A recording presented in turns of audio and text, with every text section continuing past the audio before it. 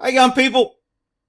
Well, YouTube went through my videos and just started hitting me with these age restrictions on several videos. So what I do when I get an age restriction from YouTube, that's usually a precursor to they're going to give me a strike later. I mean, I've gotten strikes when videos have been up for 2 years. They've reviewed it, they've age restricted it, they've seen it like 10 different times, and then all of a sudden they just give me a strike out of the blue. So anytime I get an age-restricted video by YouTube, I take it down and I'll put a link to it on Bitchute. So this video about a teenage quadruple amputee wrestled to the ground by a deputy, I did a pretty in-depth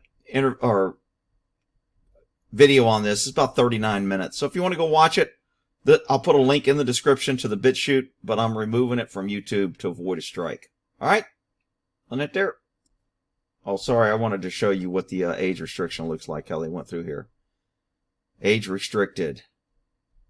Age restricted. Age restricted. So, I don't know who went through my channel, but they went off on age restriction.